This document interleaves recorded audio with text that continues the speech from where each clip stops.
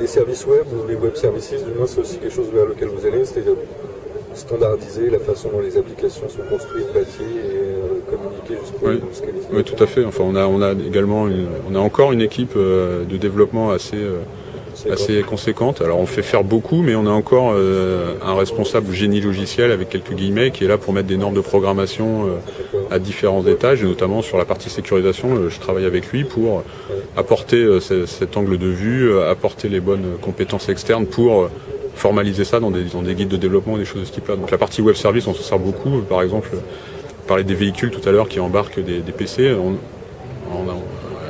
Quelques années en arrière, on aurait fait du Wi-Fi ou tenter des communications un peu particulières. Maintenant, on fait de la 3G, point, parce que on n'a rien à déployer en termes d'infrastructure, et donc ça va sur Internet. Donc il a fallu mettre en place des web services et fatalement les sécuriser de manière très pointue, puisque ça permet, en l'occurrence, de géolocaliser le véhicule. Donc vous imaginez bien que la restitution à la tour de contrôle ne sera pas la même si le véhicule est en plein milieu de la piste, où il n'est pas, et par rapport à son endroit réel. Donc on a également ces contraintes-là, et on a essayé à nouveau d'uniformiser quand c'était possible. C'est le seul moyen, comme je disais tout à l'heure, pour faire plus avec des équipes qui restent à la même taille, voire qui diminuent fatalement.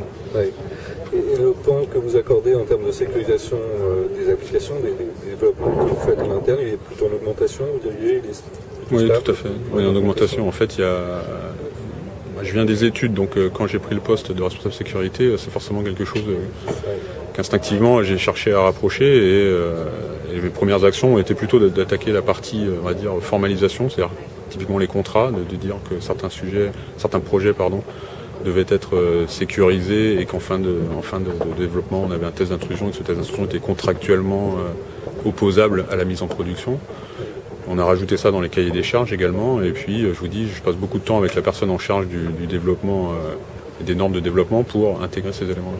Parce que c'est vrai que le web, c'est de nombreux frameworks, de nombreuses couches superposées, et qu'on a parfois du mal à maîtriser totalement. Donc, à nouveau, vous allez dire que j'ai qu'un discours unitaire là-dessus. On a dit on fait du .NET typiquement. Point. D'accord.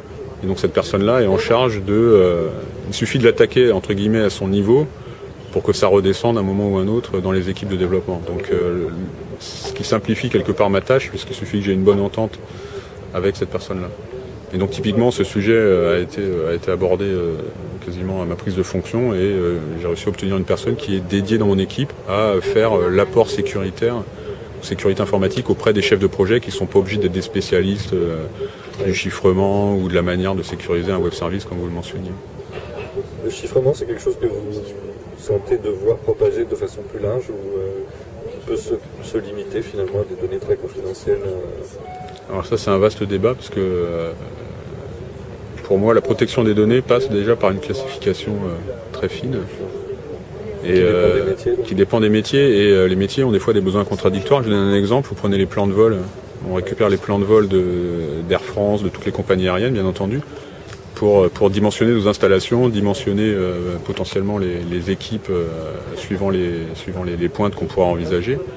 Par contre, du point de vue des compagnies aériennes, ce plan de vol, c'est vraiment le plus gros secret qu'ils ont, puisque les compagnies aériennes se marquent à chaque fois en fonction de ça. Si on sait que Air France fait 3 vols sur Dubaï, Emirates va forcément essayer de contrecarrer, donc d'obtenir des créneaux. Donc du coup, ces informations-là, nous, on doit les diffuser en interne très largement, et notamment vis-à-vis également d'organismes comme Eurocontrol qui doivent faire des calculs de flux au niveau de l'espace aérien européen. Donc vous voyez, ces données-là, il faut les diffuser, et en même temps, il ne faut pas les diffuser. Alors si je touche du bois, mais les informations d'Air France ne doivent pas arriver entre les mains d'EasyJet et vice-versa, ou d'Emirates. Enfin, il y a un certain nombre de concurrences à ce niveau-là qui font que, bien qu'on soit un point de passage, donc voilà, donc la notion d'identification de la criticité ou de la confidentialité des données est quelque chose de relativement complexe à opérer dans notre contexte. Vous avez un partenariat aussi avec Qualys, il se situe à quel niveau? C'est quelque fonctionnel ou sécurité physique? Donc Qualys, on fait du scan de vulnérabilité sur l'ensemble de nos serveurs. Donc j'ai fait une présentation justement sur ce sujet-là l'année dernière, qui était plus un peu notre retour d'expérience de l'utilisation. Donc on est un des plus vieux clients français, pas le plus vieux, mais un des tout premiers. Et en fait, pendant des années, on s'est retrouvé assailli, submergé par la masse d'informations que que ces scanners ont pu remonter et depuis, on va dire, depuis à peu près 2 ans et demi, on a réussi à mettre en place une méthode, alors qui n'est pas forcément aussi efficace mais qui fait au moins avec les moyens dont on dispose, de manière à avoir une capacité à prouver que l'étude des vulnérabilités et leurs patchs fonctionnent effectivement au sein de notre infrastructure. Vous exécutez régulièrement? Comment ça se passe en fait? Donc on avait des scans, mais que quelque part, quand je suis entré en fonction, en tout cas, les gens ne suivaient pas, donc ils étaient submergés. Quand vous retrouvez, c'est ce que je disais hier, c'est pour ça que j'ai encore une mémoire des chiffres, on avait un rapport qui faisait à peu près 1800 pages. Donc par où je commence, quoi. Les gens étaient un peu complètement déboussolés, effectivement.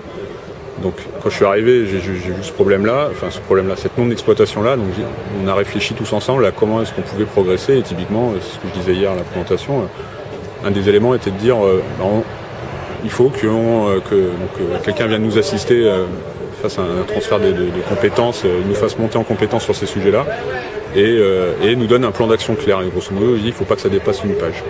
Donc il choisit dans tout ce qu'il détecte avec son expérience, il va être capable de nous dire c'est plutôt ça qu'il faut faire. Un tableau de bord de sécurité c'est une feuille de route quelque part sur le mois, effectivement. Et voilà, le fait que ce soit également quelqu'un d'externe a joué aussi sur la diffusion en interne, parce que vous avez uniquement l'administrateur sécurité qui vient voir le chef de projet avec qui il a un rapport un peu amical. Si le chef de projet lui explique que non, c'est pas le bon moment, il n'a qu'à revenir le mois prochain, vous imaginez que ça peut se reproduire assez régulièrement. Donc du coup, le fait d'avoir quelqu'un à l'externe qui dit non, regardez, c'est ça qu'il faut faire, le rapport est un peu différent et aide finalement l'administrateur sécurité à faire agir les gens.